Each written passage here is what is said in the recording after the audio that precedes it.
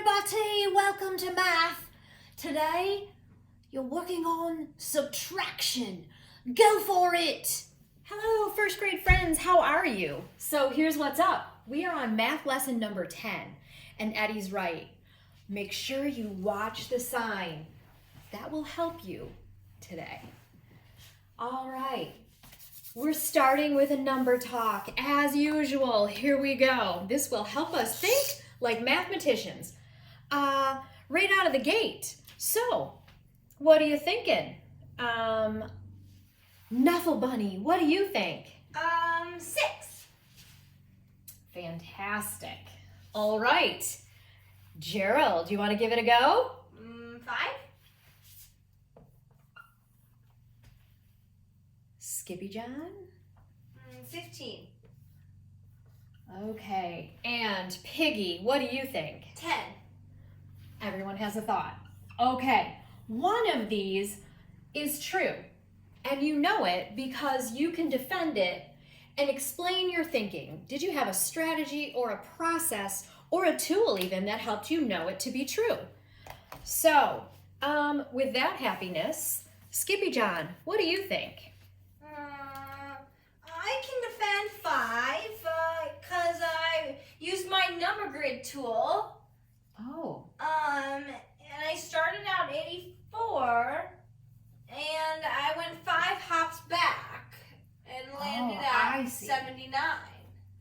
So 84, and if you go 1, 2, 3, 4, 5 hops back, goes 83, 82, 81, 80, 79. And these are 1, 2, 3, 4, 5 hops back. We go back because we're subtracting. Excellent work. Wow, I'm super impressed. Gerald, what is your thinking? I can defend 5 because I was counting up. I kept track on my fingers and I went, 79, 80, 81, 82, 83, 84. Okay, so here's you and your happy little head. And Gerald, you thought 79 in your head, and then you did a strategy called count up. So you can start at the smaller number and count up to the big guy, right? Mm-hmm. So you did count up, and you went 79, 80, 81, 82, 83, 84. You counted up 1, 2, 3, 4, 5. Yeah. Awesome. And you said you counted it on your handy hand, like 79, 80, 81, 82, 83, 84. Well, that's handy. I'm gonna draw a little handy hand there. Did you get my handy joke? Oh, I know you're out there chuckling. And Nuffle Bunny, what can you defend?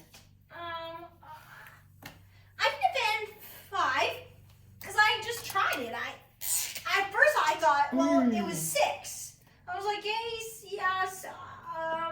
6 could work, and then I tried 5, and it actually worked. Okay, try it. This is a great strategy when you have multiple choice. So first you're saying you tried 6, because that was even the one I think that you offered as one of the options. Yeah. But then when you tried it, 6 didn't work, but 5 did work. 79, 80, 81, 82, 83, 84. Try it. Nice. I love that you tried one and it worked out. And finally, Piggy, what are you thinking today?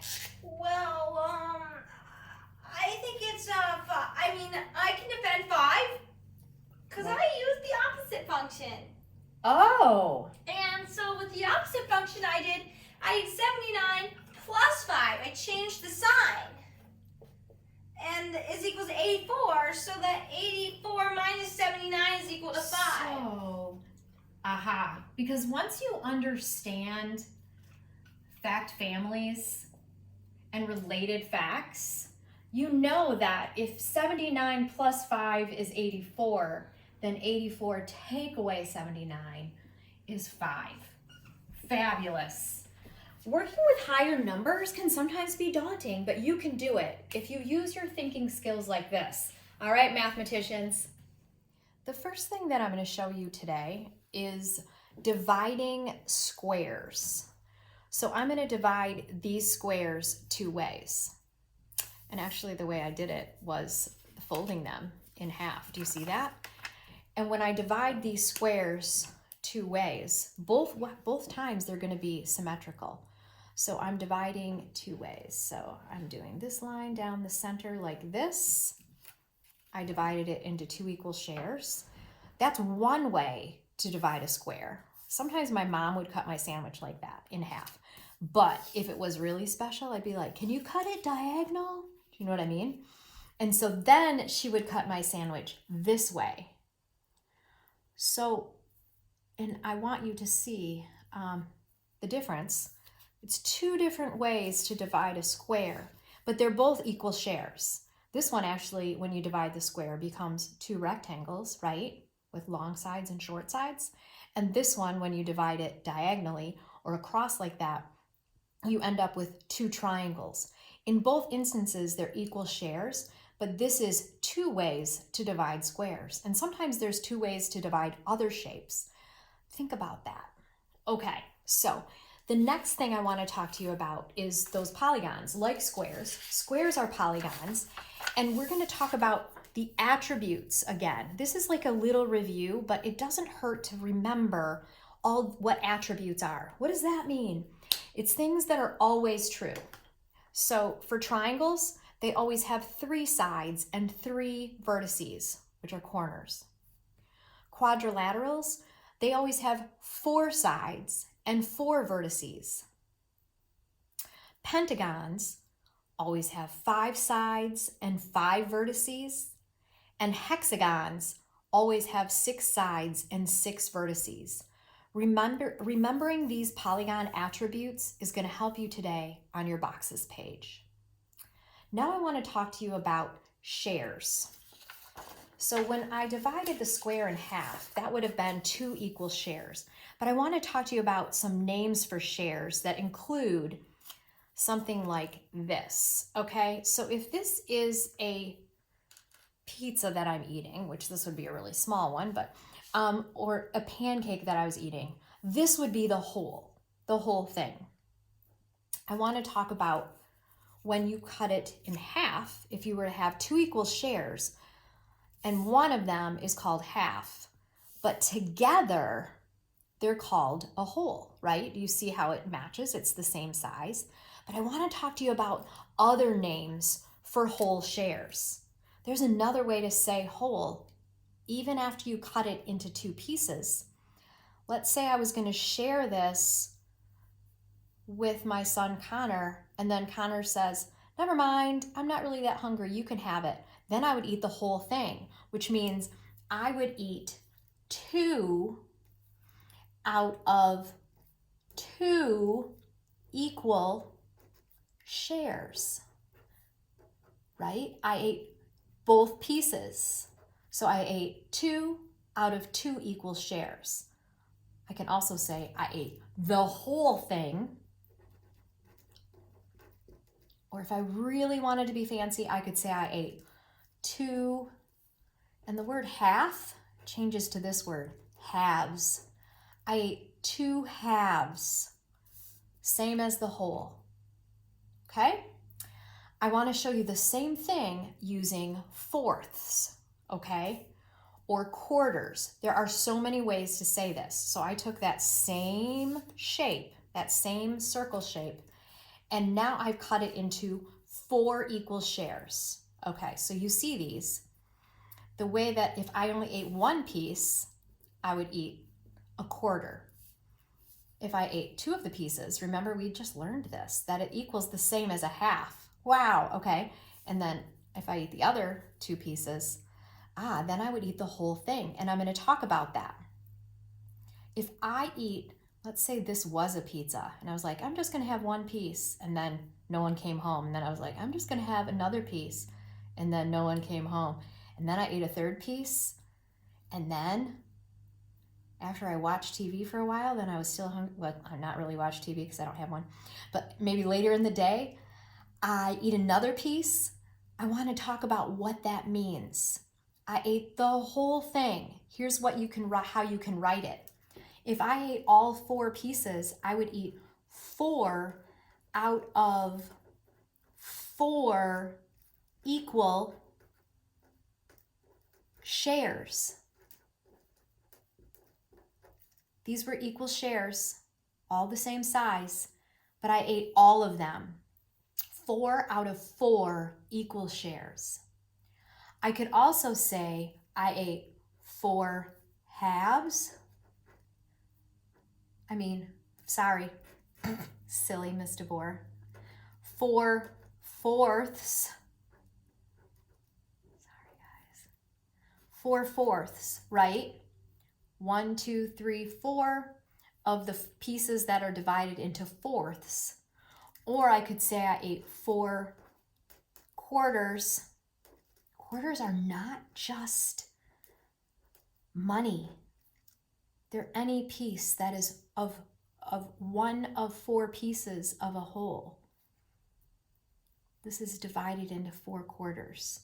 Or I could also say I ate the whole thing. This is super important to understand that if you eat all of the equal shares, that's another way of saying you ate the whole thing. One way to say it is 4 out of 4 equal shares or 2 out of 2 equal shares. 2 out of 2 equal shares means the same thing. So cool. All right, again, this is to show you because you're going to have a question like this on your Math Boxes page.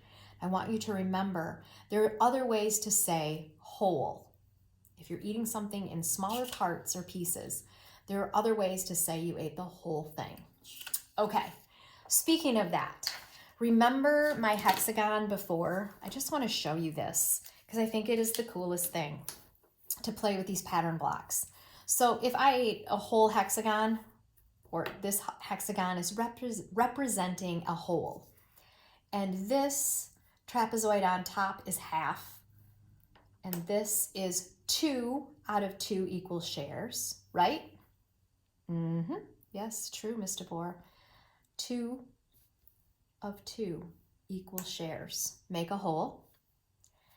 And if I use those rhombus, which pair up and make 3, then that would be 3 out of 3 equal shares make the whole. And same with these triangles, which each one of them fit in a rhombus. 2 triangles will fit in a rhombus. But the total for the exact whole of the hexagon is 6. 6 out of 6 equal shares make the whole hexagon.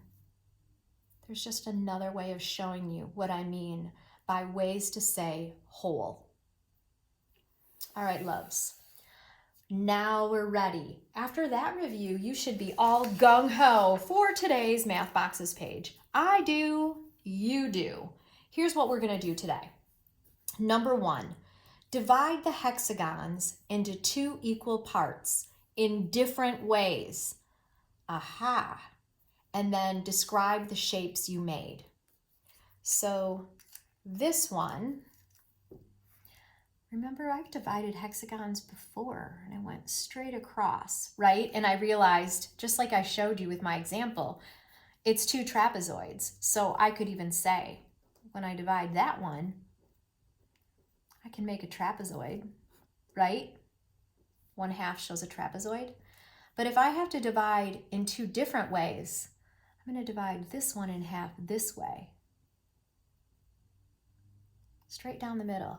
Oh, so actually I don't have a trapezoid. I have a 1, 2, 3, 4, 5. Huh, no way. I made a pentagon. It has 5 sides. I divided 2 different ways and I made different shapes. Cool. Number 2, name one attribute of this polygon. This is a rhombus, and I know it has 1, 2, 3, 4 sides, or I could count its vertices. 1, 2, 3, 4, 4 corners. I'm going to write 4 vertices because I think it's so fancy. Number 3, shade the hole. All right, I'm going to use the side of my pencil to shade this. Oh, I love shading with my pencil, actually. I dig pencils. As you can see, I make mistakes sometimes, and when I'm using my ink pen, I can't erase it, and I find that very frustrating. This is why pencils rule. They are the best. So I shaded my hole, right? What else could you call the shaded part? Right? 1, 2, 3, 4 pieces. I could call it 4 out of 4 equal shares, or I could call it 4 quarters, or I could even call it 4 fourths, right? I could even write the fraction like this, 4 out of 4 parts. The whole is shaded, even though it's divided into 4 pieces. We shaded the whole, and these are all names for whole. Number 4, Alex shares a tart equally with one friend. So if he has a tart, I'm kind of imagining it. A tart's kind of like a, I don't know, I don't eat them. So I'm going to pretend it's like a circle, like a donut or something.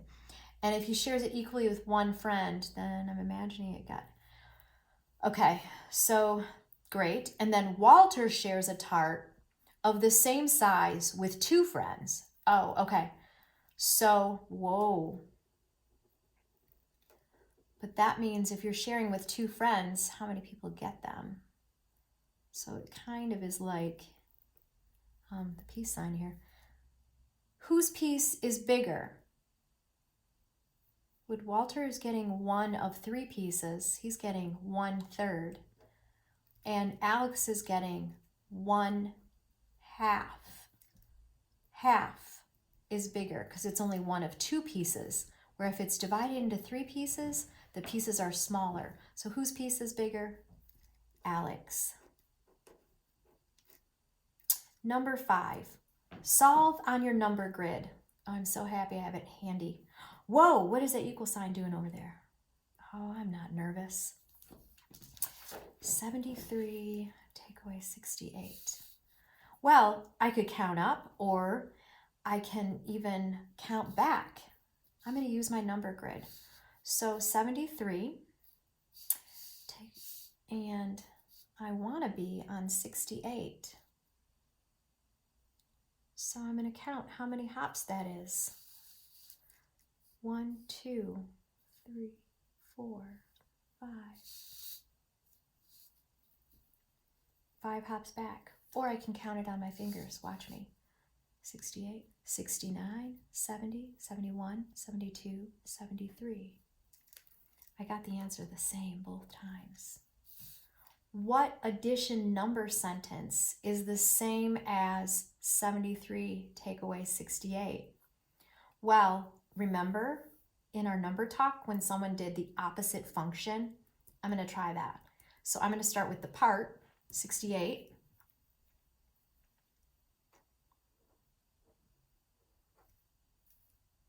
Because I know it equals 5. 68 plus 5 equals 73. I'm going to count up to check. 68, 69, 70, 71, 72, 73. Sure enough, awesome. And then, ooh, I'm glad I have my number grid handy because I might need it to complete the number grid puzzle. Wait, what? 44 is here. Okay. Here's the one thing I know for sure is I can go down 1 box. So 44 down 1. So I know for sure this is 54. Oh, sweet. Because that helped me figure out 1 hop back is 53.